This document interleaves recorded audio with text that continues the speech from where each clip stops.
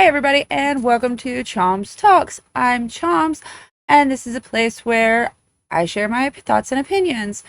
Opinions are like buttholes and everybody has them. So only difference is I like to share my opinions. So let's get into it. So today's episode is going to be a very personal and emotional episode for me. Not one I expected to go into so soon into starting my channel. However, after sitting in with the news the past couple of days, I decided I did want to make a video on it. So most of you, especially if you have someone who is dealing with mental health in any capacity, especially taking SSRIs, you have likely seen the news about RFKjr. plan for SSRIs. There's a lot of misinformation out there, and so I do want to talk about the misinformation. I want to talk about his plan, and I also want to give my thoughts and opinions on it. So let's get into that. First, I want to go over and take a look at TikTok here. A lot of people are just sharing misinformation on TikTok, from what I can tell. Again, this is just from what I can tell. But the first video that caught my eye was this one. Oh my god, so RFK Jr.'s first initial action is to assess the prevalence of and threat posed by the prescription of selective serotonin reuptake inhibitors, antipsychotics, mood stabilizers, stimulants, and weight loss drugs. Not only are mood stabilizers and antipsychotics incredibly important for those with bipolar disorder, schizoaffective disorder, and schizophrenia, the approval process for psychiatric medication takes 10 to 15 years. It is very thorough. And even after clinical trials, which usually take 6 to 8 years, and after FDA review and approval, which takes 1 to 3 years, there is ongoing post-market surveillance, which includes an FDA adverse event reporting system, black box warnings, risk evaluation and mitigation strategies, as well as long-term safety studies.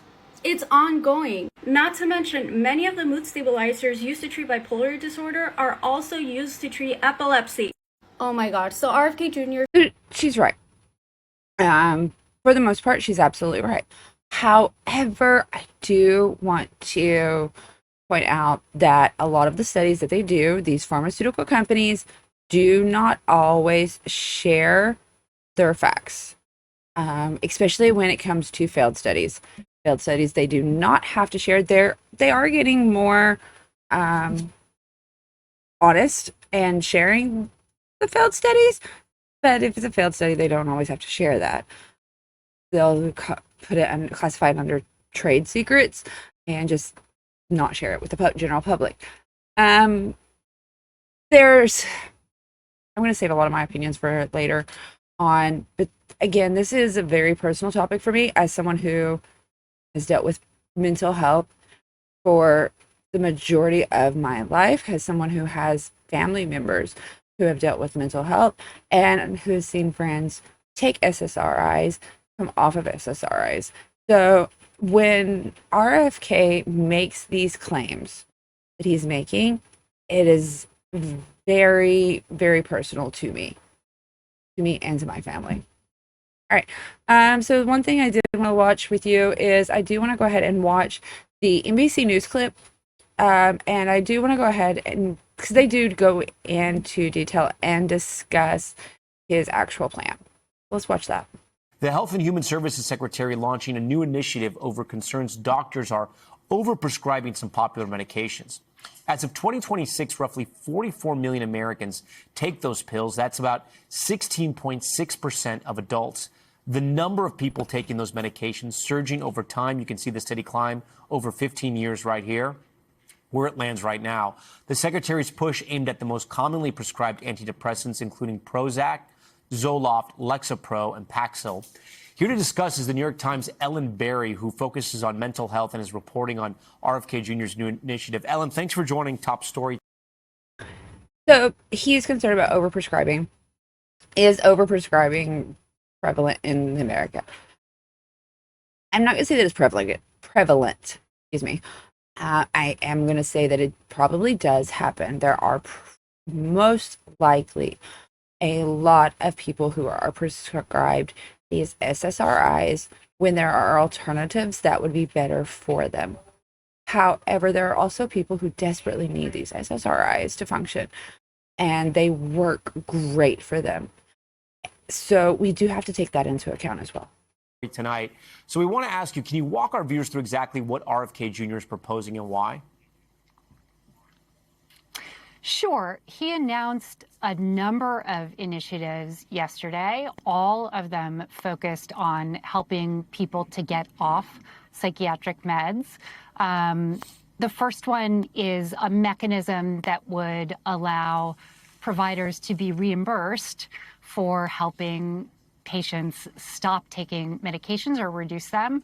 The second is what's called a Dear Colleague letter, which just directly communicates to hospitals and providers that they should not look at pharmaceutical treatment as a default, but try to find non-pharmaceutical treatments like therapy, exercise, nutrition, et cetera.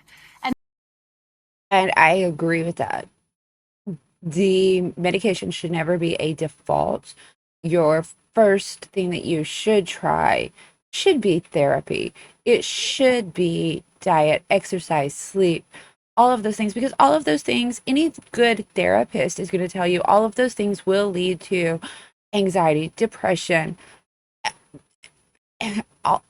all of that, right? It's going to exacerbate your mental health status. So absolutely get better sleep, eat a better diet, get exercise. Absolutely talk to a therapist. However, there's also a downside to that.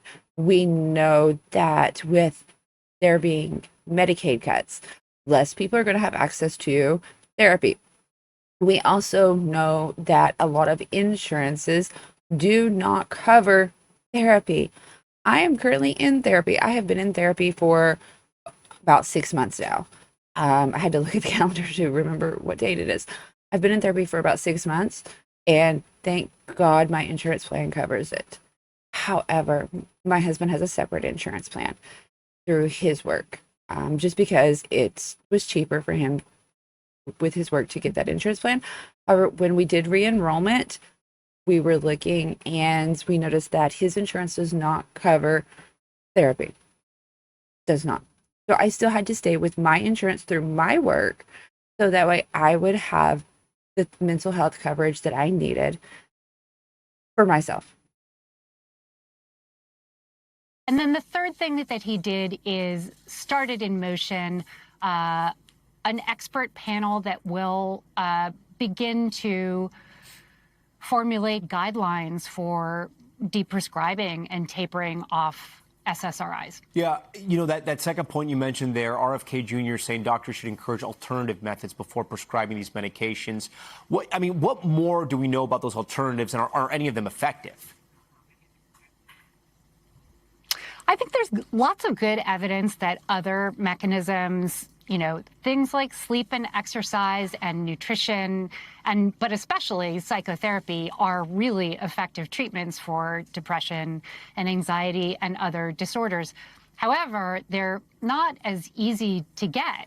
Often it's hard to find therapists. It's hard to find therapists who take insurance. And so a lot of Americans may not be able to access those modes of treatment. Yeah. The American Psychiatric Association appeared somewhat receptive, right, to the initiative, but then released a statement writing in part, "We strongly object to framing the national mental health crisis as primarily a problem of over-medicalization or over-prescribing." What are they, explain the framing that they're against here. So I think the concern, as you said, they were pretty welcoming of these steps and said that they hope to be part of the process of putting together guidelines for helping patients to taper or reduce medications. But yeah, as you said, a concern that this message is going to undermine confidence in treatments that are really our first-line treatments for some pretty serious disorders. Yeah. And I'm going to stop there because a couple of things that they said. First and foremost, I again agree. The sleep, the nutrition, the diet. Those are excellent, excellent things. But I also agree therapy is not always available. Like I just mentioned, not always available. It's not always covered by insurance. So a lot of times it is hard for people to have access to that. And so until we come up with a plan that says that therapy has to be available to on all under all insurance has to cover therapy, has to be readily available to everyone, regardless of their income or anything. This isn't going to work. Also, you have to be really careful when over stigmatizing this. In my opinion, when you overgeneralize this and over stigmatize it as, oh, we're just over prescribing it, you are going to make people more hesitant to get treatment when they really need the treatment. And I'll go into more of that in a minute, but and I know that from experience. You posted on social media that you're getting tons of responses in the comment section for your reporting on this. What stood out to you?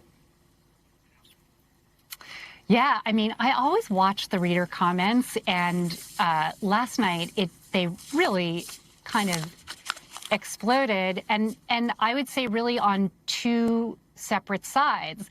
There were many people who responded, keep your hands off my medication. This is a private medical decision, and the Secretary of Health and Human Services has no role in influencing it. But then there was also a group of people who talked about their own difficulty and sort of unexpected difficulty when they decided to get off the medications, that the withdrawal effects were just much more debilitating than they had been told. So you're really hearing two different stories. Ellen, great to have you on the show. We appreciate it. And I agree with that too. There are two sides to every conversation, right? And I'm going to share both of those sides. I can agree with both sides to an extent too. And I'm going to share that with you too. The first thing I did want to share is, again, I was scrolling Twitter as well, trying to see a consensus of what everybody was saying. This one post stood out to me the most because I feel this post deep in my bones. This user says, I cannot even begin to express how dark every day of my life was before I got an SSRI. My OCD was taking over every facet of my life. Every day was filled with overwhelming anxiety. SSRIs saved my life and reminded me that life is worth living. RFKjr is trying to kill people. Okay, so I'm going to disagree with the RFKjr is trying to kill people. I am going to, though, completely empathize and completely understand the rest of the statement because I feel this in my bones. So let me share my backstory. And again, more personal than what I expected to share so early on in my channel. However, I want you guys to understand where I'm coming from. So I have had anxiety and depression since I was a teenager. So we're looking, and without revealing my age, that's well over 20 years now. I've never taken any medication for it until the last couple of years. The first medication that I tried was definitely not an SSRI. It was just a little low dose. I don't even remember what it was now, but it was a low dose anxiety medication. It did okay for the first 6 months or so. Then that stopped working. But I still just continued struggle with it. Until about, again, 6 months ago. And I reached my breaking point. Like I was literally, could not do anything. I cried and I cried. I was depressed. I wanted to unalive myself. I thought my whole entire family, my kids, my husband, I thought everybody would be better off without me. It had reached that point in my life. I had never been so dark and depressed in my entire life. I've had moments before where it was just a moment, a week or so, and then I would come out of it. Especially the depression, not the anxiety. The anxiety I've lived with forever. The depression, I could get over it. But this was going on for months and months and months, and I just could not get out of it. So thankfully, I started seeing a therapist, and I did start taking SSRI. Took me a couple of months of getting the right balance in the prescription dosage, but I'm there now, and I'm so much happier now than what I ever have been before. So much happier. And keep in mind, I had my youngest daughter while I was still dealing with anxiety and depression. She was born while I was still going through this, and I never sought out help. It wasn't at my darkest, thankfully, but I was still having anxiety and depression. So I finally feel more like myself than I have in 14 years. That's a lot to say. I say all that to say I know what this person is going through. SSRIs saved my life. Between that and therapy, it saved my life. I needed both. I'm a person who needed both. And I'm thankful that I had therapy available to me, but not everybody does. Again, I will clearly state that I know for a fact that not everybody does. RFKjr has said before that he thinks people on SSRIs are violent. He thinks that it leads to more school shootings. There is no science behind that. There's no science behind the more school shootings. I will put it that way. Can SSRIs make you violent? In a rare number of people, yes. So is it possible that it could lead to somebody who already has those violent tendencies being a school shooter? It is possible. It's extremely rare, but it is possible. I don't say that to be like RFKjr and try to scare anybody. I'm looking at all the facts. So absolutely possible, but it is extremely rare. And I want to say that. By him going out and speaking this to the public and making it like it's an overgeneralization, that is going to take people like someone very close to me who refuses to get any type of treatment as it is. They refuse to get medication. They refuse to see a therapist because they think all therapists, all they want to do is they're hacks and they just want to dig into their child life, and their child life they say that was great. So they don't want to get treatment, and I don't want to get onto all of that. That being said, they're going to keep people like that who already are struggling with even the thought of getting help.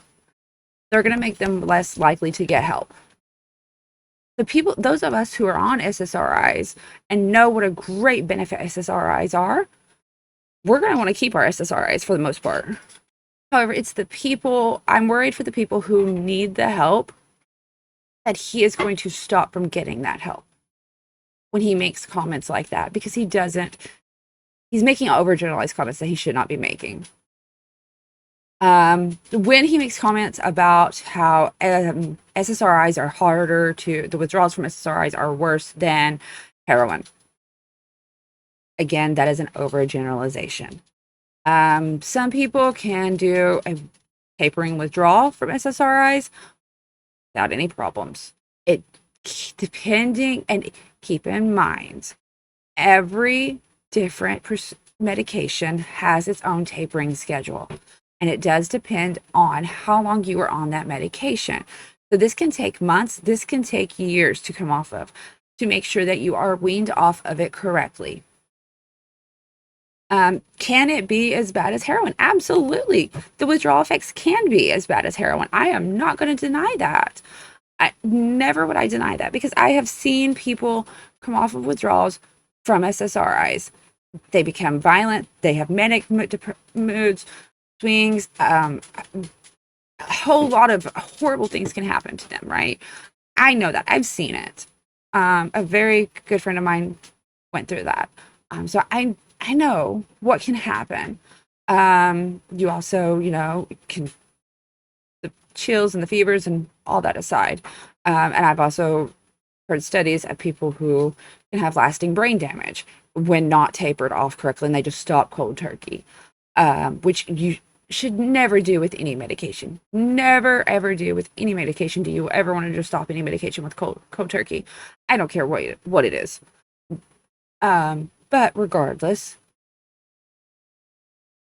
to overgeneralize it, again, I think he's making the wrong statements here. I do believe that this should be a conversation between every patient and every doctor. Between the patient and the doctor, it should be that's where the conversation should be. It should not include RFK Jr. Now, should the doctors be telling patients up front, okay, this is the side effects of the medication. This is what can happen to you while you are taking the medication. And this is what could happen to you when you start to taper off of the medication. Absolutely. All of that should be shared up front with the patient before they agree to start taking this medication, along with the benefits. Because these medications do have great benefits. Are they completely safe? To say 100% safe and effective? No, they are not 100% safe and effective. Because not every person is going to react the same way to every drug. What works for me is not going to work for you. What works for me is not going to work for my family member or my best friend. It's me and my body, because I have a different chemical makeup than you do.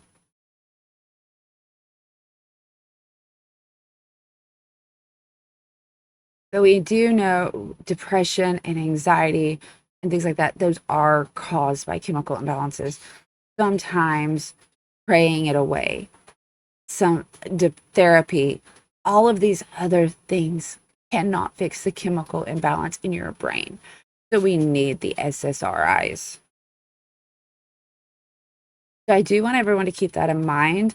Again, these are just my thoughts and opinions, but it's an overgeneralization. I think that he is trying to ban SSRIs? No, I don't think that him or the Trump administration is trying to ban SSRIs. I do think they are very greatly, though, generalizing it. All right. Again, just my thoughts and opinions. I do hope you all have a wonderful rest of your day. Please feel free to leave a comment down below and like and subscribe.